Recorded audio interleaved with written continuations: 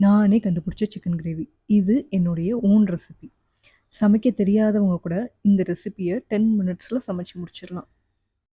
எப்பவுமே என்னுடைய ரெசிபீஸ் எல்லாமே ரொம்பவே யூனிக்காக இருக்கணும் அப்படின்னு எக்ஸ்பெக்ட் பண்ணுவேன்.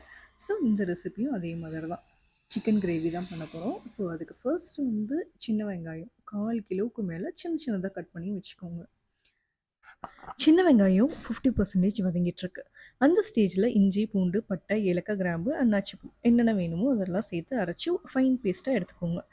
அந்த பேஸ்ட்டையும் ஆட் பண்ணிவிட்டு நல்லா வதக்க விட்டுருங்க. நல்லா வதங்கி வரட்டும். அதுக்கப்புறம் நான் 2 தக்காளி எடுத்திருக்கேன். அதையும் ஃபைன் பேஸ்ட்டாக அரைச்சி எடுத்துக்கோங்க. ஸோ இது நல்லா வதங்கி முடிக்கும்போது உங்களுக்கு தேவையான அளவுக்கு மசால் பொடி சேர்த்து அதையும் வதக்கிக்கோங்க. தேவையான அளவுக்கு உப்பு நம்ம ஸ்டார்ட்டிங்லேயே போட்டுட்டோம். கொஞ்சோண்டு வாட்டர் விட்டுட்டு நீங்கள் வாங்கி வச்சுருக்க சிக்கன் எல்லாமே ஆட் பண்ணிக்கோங்க. இதுக்கு நீங்கள் 10 மினிட்ஸ் அளவுக்கு வேக வச்சா போதும். நல்லாவே வெந்துடும். ஏன்னா நம்ம விசில் விடுறனால. ஒரு 3லேருந்து 4 விசில் வரும்போது ஆஃப் பண்ணிடுங்க. அதுவே போதும். இதை சூடாக சாதத்தில் போட்டு சாப்பிட்டு பாருங்கள். அப்படியே ஹெவனுக்கு போயிட்டு வருவீங்க.